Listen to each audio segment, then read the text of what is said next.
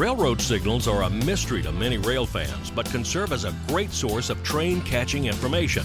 Now I've compiled years of researching, learning, and using the signals on CSX's X-Seaboard system into a fun and easy-to-understand DVD. In How to Read CSX Signals, we cover what railroad signals indicate, what the color combinations mean, and how to use them for rail fanning. How to Read CSX Signals on the Seaboard system is $19.95 plus $5 shipping and is available now at railfandanny.com.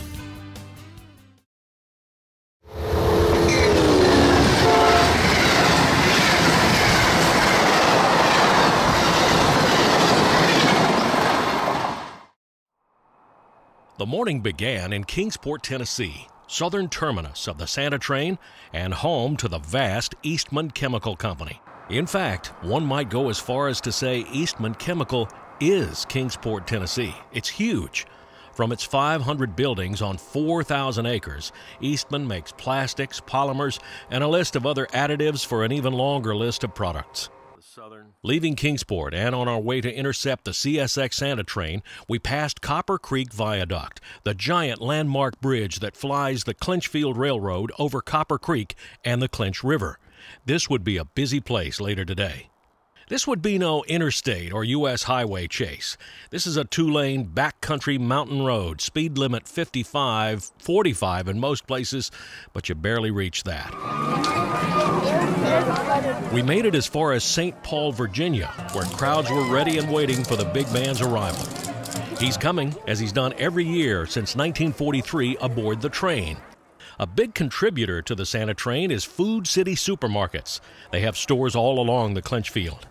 The Santa train became a Christmas-time tradition on the Clinchfield Railroad, first as cars behind the line's regular passenger train, then as its own special move when passenger service stopped in the 1950s. Beginning in Shelby, Kentucky, and winding through the Blue Ridge Mountains, the train terminates in Kingsport. The Santa train itself is a production of the Kingsport, Tennessee Chamber of Commerce, with some major help from CSX. At 11:05, the lead engine of the Santa train rounds the curve into St. Paul.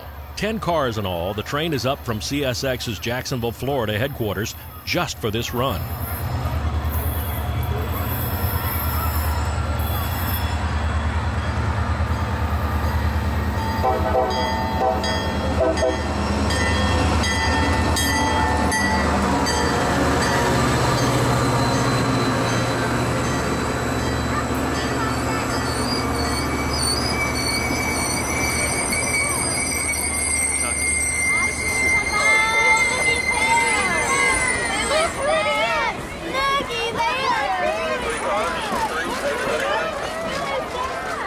When Santa's car clears the crowd, everyone gathers in for the toys, food, and backpacks stuffed with age-specific clothing.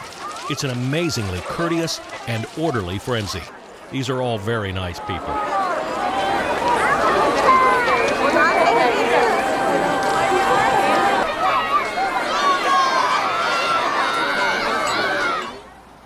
I grab a last souvenir shot at St. Paul of the dual overpass, embossed with the names of the predecessor railroads on it. We then head south and east to the next stop on the line, Gannon, milepost 57 on the Clinchfield. Here the track skirts the tiny downtown about 1,000 feet to the south, but that doesn't stop anyone from stomping through the brush and lining up for Santa.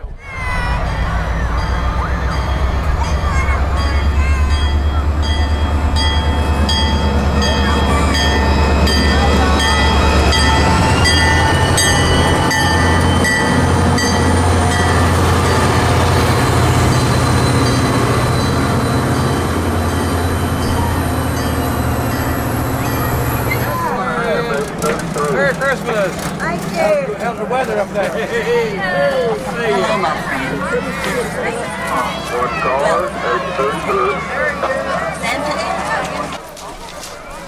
Another orderly, well-mannered frenzy. This is kind of a bittersweet event this year. The Santa train is a can't-miss tradition each November, but this year CSX is closing the Clinchfield line due to drastically falling coal shipments.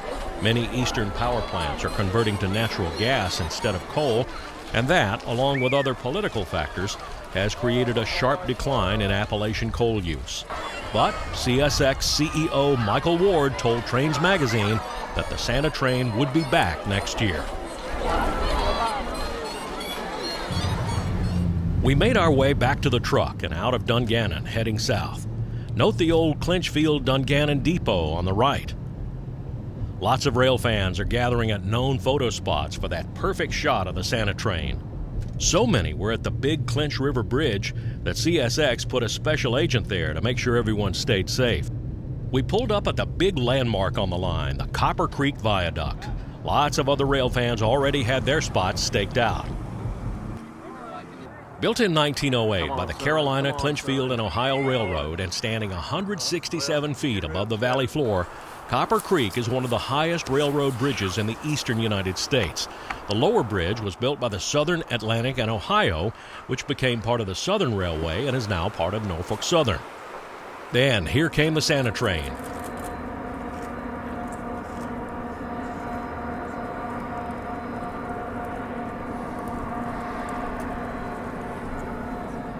I'm not sure if there was a speed restriction on the viaduct or if he just slowed down for us.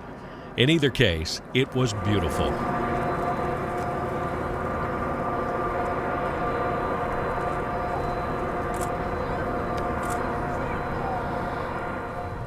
Afterward, we beat it up to Natural Tunnel Park.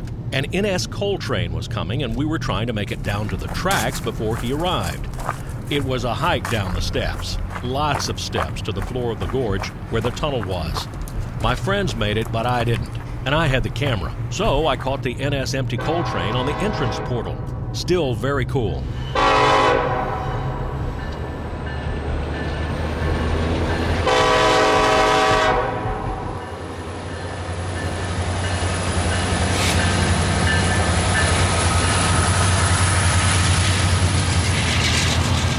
Natural Tunnel was cast into legend when a Shawnee brave and a Cherokee maiden, who in classic Romeo and Juliet fashion had been forbidden to marry.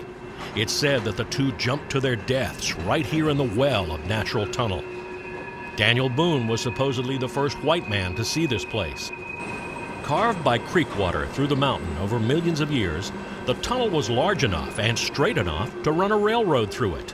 And so, in 1893, the Virginia and Southwestern Railway decided to take advantage of this natural hole in the mountain. And so it remains today, still serving the Norfolk Southern's coal trains. The park is about 15 miles northwest of Kingsport, Tennessee. Today, the former Southern Railway route hosts NS traffic between Bluefield, West Virginia, and Knoxville, Tennessee. Natural Tunnel does have a ski lift that'll ride you down to the valley floor and back up again. Unfortunately, it was not running today, so we had to take the trail, which is 3/10 of a mile, and I think all of it straight up. And it'll wear you out, but oh, is it worth every step. We wrapped up the day just across the Virginia line at a roadside barbecue stand called Two Smokin' Dudes in the town of Weberville. The food was great, and so was the atmosphere. Unbelievable. Deer grazed in a grass field across the highway. And an NS hopper train was doubling out of his yard on tracks about 25 feet in front of our table.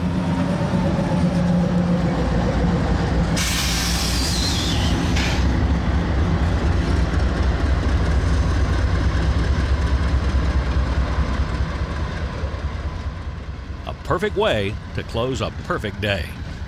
Reporting from Kingsport, Tennessee, this is Danny Harmon, out.